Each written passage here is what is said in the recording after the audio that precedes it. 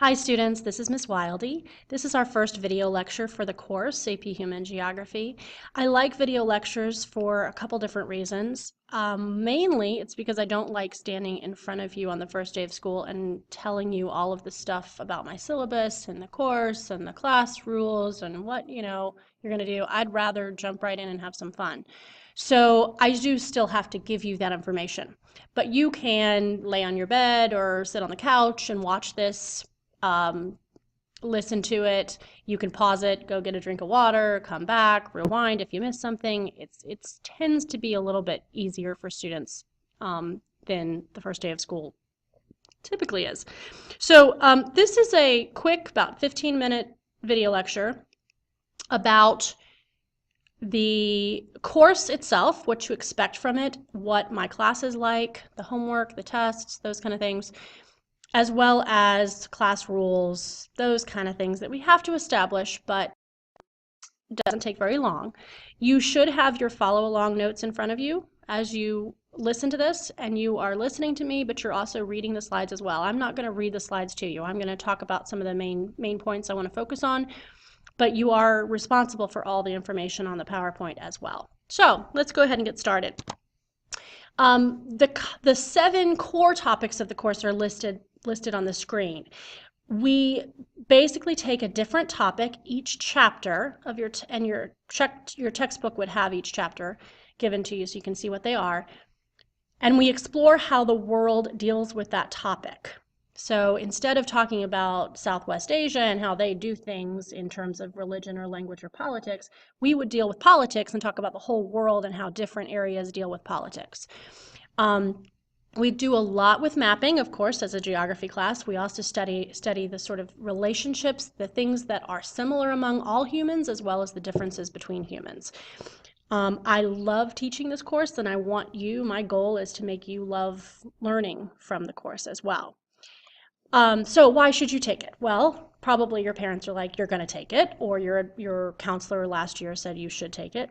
But you should take it because you enjoy it too. Hopefully you enjoy being challenged and learning things. You do receive 1 academic elective for high school. This is not a required class for graduation, but electives are required for graduation. And it's an academic elective, so it's going to look really good on a college transcript. You may or may not get college credit. I just want to put that out there from the beginning.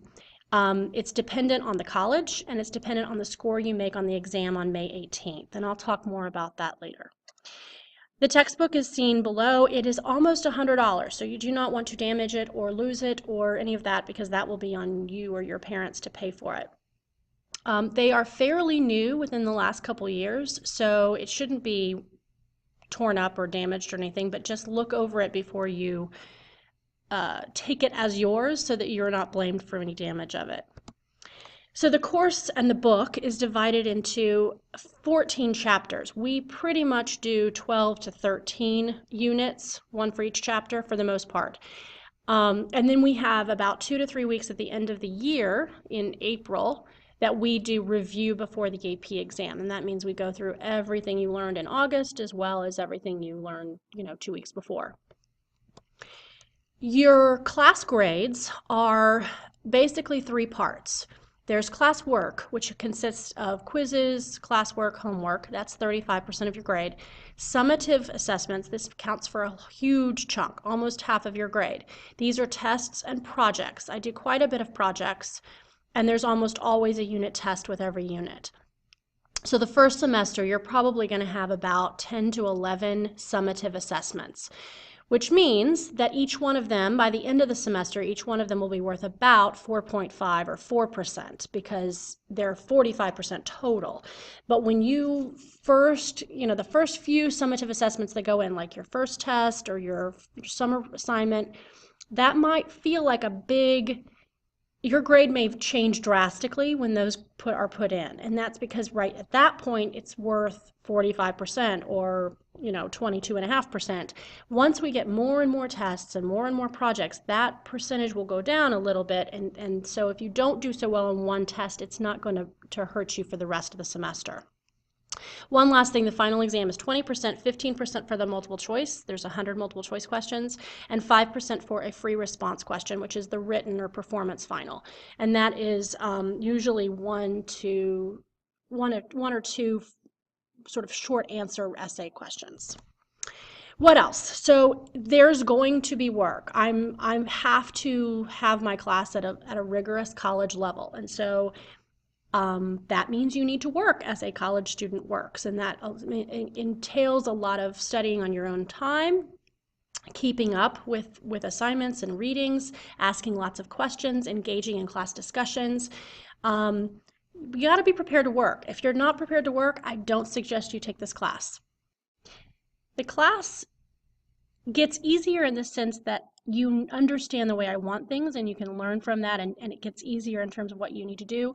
But the course content does not get any easier throughout the year. In fact, I would say it gets harder. So just be prepared for that. I often give pop quizzes. You can ask any of my former students. I expect you to keep up with readings, and if you're not doing it, then you're not going to be able to do well in class discussions, and you're not going to be doing well on vocab quizzes or tests. So pop quizzes, make sure you're keeping up with it. It's an incentive program for you to do well on the pop quiz, but also then you're getting that information in your head for tests and the exam.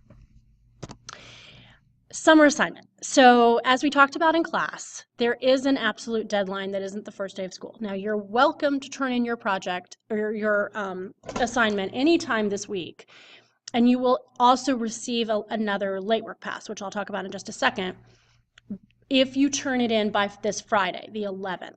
But you do have more time if you want it. So the absolute last time you can turn in your summer assignment is Monday, August 28th. You may not use a late work pass on the 28th and turn it in the 29th. No, it has to be the 28th. I'm giving you a 3-week grace period as it is. So the assignment is online. You can always ask me questions. I'm happy to give you tips. I'm happy to read it and pencil in ideas or suggestions or things that need to be corrected. You just have to give me some time to do that, but I'm happy to do it to help you. I want you to do well on this. The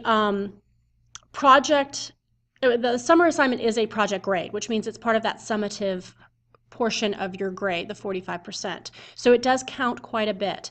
Please also remember the instructions are fairly clear. The rubric is on there. It's exactly what I use when I grade it. So any questions you have, please don't hesitate to ask. A lot of times kids want to know what happens if you're absent. So this is your responsibility. This is one of those things that I expect of my students. You're in high school now, you're in a college level class. I cannot figure out exactly everyone who is absent and make sure they have the work. It's not on me, it's on you. So you need to check the Google Classroom or eClass. You can always check the Google Calendar and check what the assignments are. You can get makeup work from the makeup work folder when you come back, which is seen to the right. And you can ask. I'm not against telling you what you need to do, but I'm just making sure you understand that it's on you to ask me what you missed and try and find the information out yourself. Take that initiative. Late work passes. So as an AP teacher, we all do not accept late work. With an exception, of course. We give you 3 late work passes. These can be used for whatever you choose, not a test or a quiz, but for a project, for a homework grade, anything. If something came up, your printer broke, you had a football practice that went till 10 o'clock and you just fell asleep in bed before you could do the homework. I understand these things happen. It shouldn't happen on a regular basis, which is why I give you 3 late work passes, and you can get a 4th with the summer assignment being turned in by Friday. But it means you get 1 more night to do it. So another 24 hours, and then you turn in the assignment with the late work pass, and you are up for full credit of it as long as you turn it in a day later. I don't accept it after that. There are special circumstances, and that needs to be something that your parents may talk to me about. But again, this is one of those part of the rigor and importance of an AP course, a college level course, is something that you need to learn to take responsibility and do your work on time. Once late work passes are used up, you don't have any to use. It's going to be a 0 for the assignment. As I said, throughout the semester, I may be giving 1 or 2 extra ones, so it could be that you have enough to turn in more than just 3 assignments late. But again, you should be also turning things on time to help you. So AP exam. AP exam is what we're striving to do in this course. It is Friday, May 18th. At 8 a.m. and it will probably be at Gwinnett Tech. It's been at Gwinnett Tech for at least the last 3 years. You are excused from classes for the day. You have to get your own transportation to Gwinnett Tech.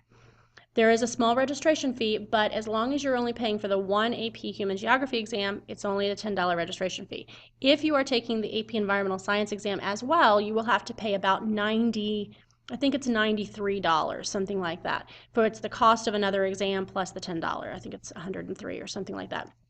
But if you are just in the non-combo, it'll be $10, I believe. 10 to 15 is usually what it is. So supplies. I gave you a sheet at Meet the Teacher as well as on the first day of school if you needed it. It's on the syllabus, but here it is again. I do strongly recommend the test prep books. Those will help you on tests as well as on the AP exam. They divide them up similar to the chapters of our book. So you can look at population when we're doing chapter 2, and you've got information to help you, remember the information as well as practice questions that will help you on my test. So I do recommend getting one of those. They do not have to be brand new. They do not have to be from the 2018 exam. They can be your older sister's when she took the class. It can be, your friend that took it 2 years ago, their copy. It can be found on, any used book place. You can check it out from a library and make copies if you want, but I just recommend it highly as a good recommendation. So in terms of what you can do to be successful, I've pretty much gone over this. Just stay alert, keep up on things, know where things are, ask questions, make a priority, make my class a priority, make all your classes a priority. Your job is to be a student. So being the best student you can be is what your goal should be. And I'm here to help you in any way I can. So these are some options. Certainly keep up with my Google Classroom, my eClass, my, if I send links to things, maybe take a look at it, those kind of things. I'm just trying to help make it more relevant and easy for you to learn. So what can you help me with? The biggest thing, other than these donations on the left-hand side, are to please not bring food and drink into the room. It's a school-wide policy because we have brand new carpet, and I'm respectful of their rules, so I'm going to uphold it in my room as well. Water is fine, but no sodas or juices, anything sticky or sugary, no crumbs of any sort, no food of any sort. You have 5 minutes between classes that you can eat stuff, or you have lunch. So just respect that, please, I'm asking. Class rules, I'm not going to read these to you as well. Please do know them as well. They are on the syllabus and addendum, and you do need to sign that and bring it back by Wednesday, as well as the follow-along notes. Please be respectful of everyone in here. We have an open classroom where discussion and debates are very common, and I want you to feel open and comfortable to share your opinion, but there's a respectful way to do that. So we'll talk more about that as it comes up. My probably biggest pet peeve is kids who are on their cell phones when they shouldn't be. I assure you there'll be times when I'll say, take out your phone and look up the country with the biggest internet users. But most of the time it's not, and I'm going to want you to be engaged in what we're doing, and it's not on your phone. So I'm going to ask you to please keep those phones away. In terms of fire drills, you've got the information in front of you here, and I will also go through it with you in class as well. So take a look at that. If you may need to pause the video in terms of reading all of this information. Honor code is also a big deal to me. I ask that you give me your trust, and I will also ask for your trust. And so I would like you to sign the honor code, which says that you promise you will not cheat or take credit for work that you did not do, no plagiarism, any of those things. So please take that seriously. And I just want to say lastly that I'm very glad you're in my class. I love teaching this class and I want to help you be as successful as you can be, but you got to help me out and you got to do your part as well. So thank you so much for listening. I hope this has been helpful and I'll see you tomorrow.